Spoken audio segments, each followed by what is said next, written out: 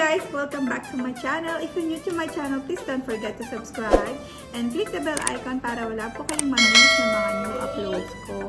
So today guys, I'm so excited kasi yung package ko from Amazon is dumating na today. Ayan. So mag-unboxing po tayo today ng package. So ano po yung binili ko? Isa po siyang food. Ayan. Food processor. Ayan. Ayan siya guys. So mag-unboxing tayo.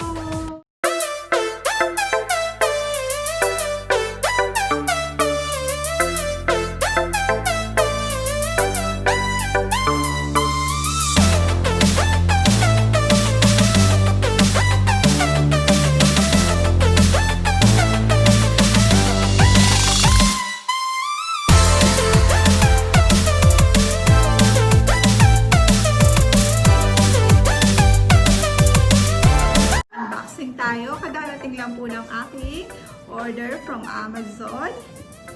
Ayan. So, sa Amazon ako bumili. Meron siyang ano yata, 11,000 review sa Amazon. Siyempre, meron namang negative and positive comments. I review lagi sa Amazon. Ayan. Unbox tayo guys! Ito yung first food processor ko kasi dati hindi ko ginagamit ng food processor. So, yun siya guys. Ayan. Ayan siya.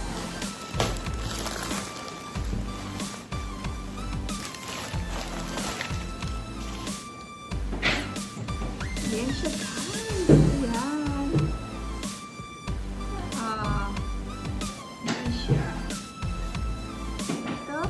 Bowl scraper food processor. Ayan, 10 cup capacity siya.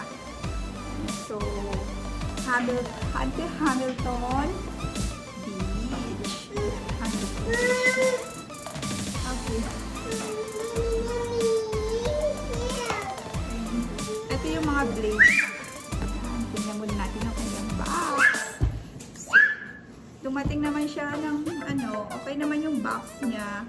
Okay yung delivery niya. Hindi rin naman matagal. In-order ko yata ito ng ano Friday. O Thursday or Friday. So, today yung dating niya. Okay yung delivery. Hindi siya delay. Kasi merong mga order sa Amazon na delay. Minsan 2 weeks bago dumating or 3 weeks. So, ito naman na.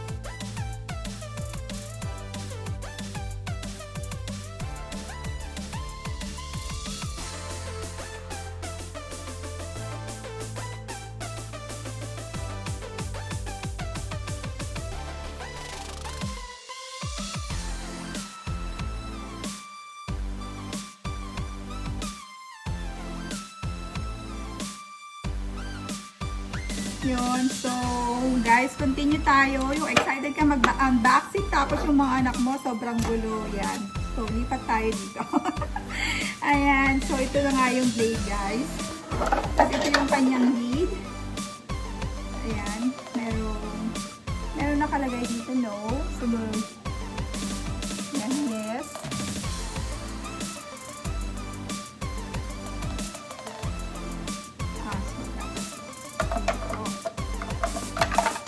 Mamaya i-assemble natin yan. Pakita muna natin kung ano yung itsura ng ating food processor.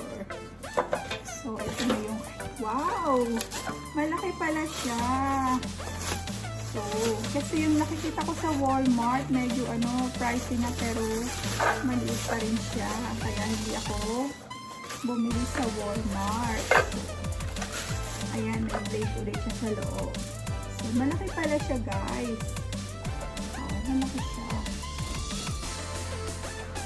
Ayan, malaki siya. Walang alam kung ano. Ilang ano to. Ayan, kita natin. Pero malaki siya ha. Pang 10 cups siya. 10 cups. Malaki siya. I was surprised. Kasi yung mga sa Walmart medyo maliliit lang eh. So, ito malaki pala. Yan, meron siya nito. Dito na lang.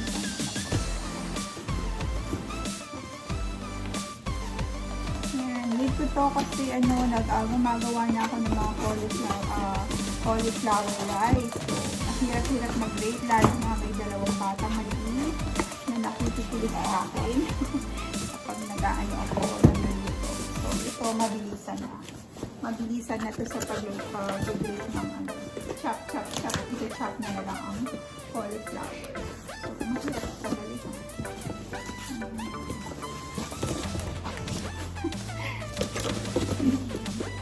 Let's see. Siguro tanggalin na natin sa baba. Sa baba na natin tanggalin siya.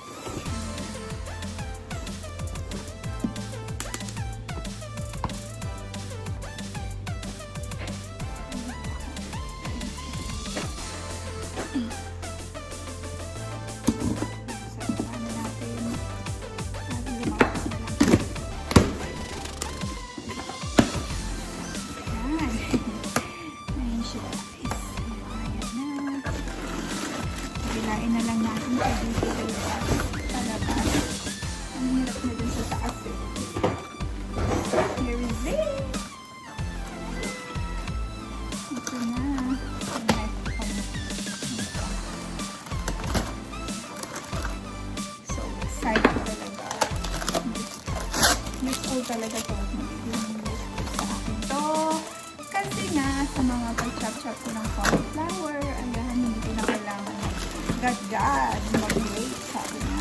So very easy to use na. Chop mo lang ng konti yung cauliflower and then lagay mo lang dito. So, oh yeah, malaki talaga siya. Malaki siya. Ano to $44. Yan. At Hamilton Beach. Malaki na siya. Worth it yung pag-dito. Sana, worth it din pag ginamit ko siya.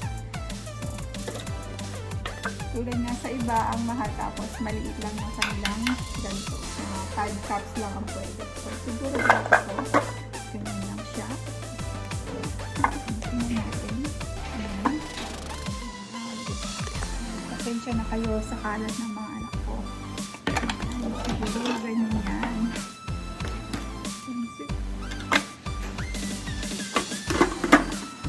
Walang alam eh, no? Siguro ganyan yan. Nakalapin siya. So, lock din natin ito. I-twist mo lang siya. Ayan, ang lock. Tapos, twist mo siya. Lock mo siya papunta sa left. Nakalap. Ito rin, ganon. Yan. I-twist din natin. Punta na left. Punta rin sa left.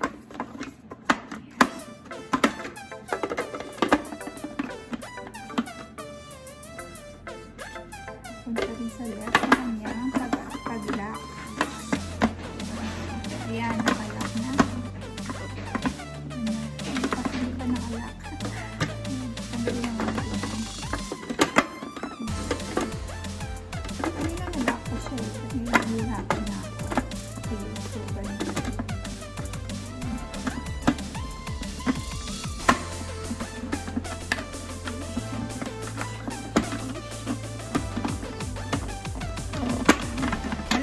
Ayan, nakalak na siya. And twist lang siya papunta sa left. Then, twist right para po i-unlock. Same with the lid. Ayan siya. Ang ganda niya. I like it. Meron din siyang extra blade. Pang spread naman ito. Ayan. Nakalagay.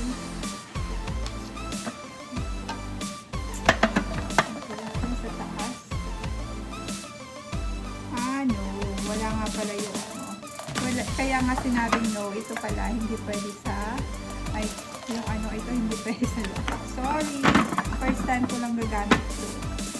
Ayan, so kapag nilalak mo siya, meron siyang dito nakita niyo yung arrow na yon. Dito meron din mga arrow dito. Ayan, dapat sila pantay yung arrow.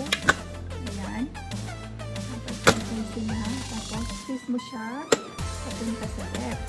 Ayan. So, nakalock mo siya. Ayan. So, siya guys, meron din siyang ano dito, yung parang suction. Kaya hindi siya madaling, ano, kapag gumagalaw siya, hindi siya galawin kasi may suction siya sa tabi. So, ayun, assemble na natin, guys. Ito muna, ito, siguro ito naman yung ano eh. Lagay natin yan. Tapos yung kanyang scraper. So, ito yung bowl scraper. Scraper. Ano yung tawag dito? Yeah, bowl scraper. Tapos ito yung kanyang ano tawag dito? Yung kanyang lid. So, ito yung kanyang lid. And then, so, twist lang siya sa kaliwa again. Or pa-left para siya mag-lock. So, lock na siya. Need me more daw. Nangyini siya ng noodles. So, ayun, ito yung food processor niya. So, yan, ready na siya, guys. Ayan, ready na aking food processor. Ayan, so, mamaya, tingnan natin, try natin kung kung okay ba siya. Ayan. Kasi magluluto ako ng cauliflower rice. So, I need to shred it. Ito na yung gagamitin ko. So excited to use it, guys. Ayan. Ayan nga. Kaya ako napabili niyan dahil nga sa akin cauliflower rice. So, marami naman din siyang use kahit mga ibang vegetable pwede. Mga So, pwede rin siyang sigurong nakikita ko rin sa YouTube niya, ginagamit nila nilang flour. Then nila mini-mix instead of yung mixer. So, ayan, guys.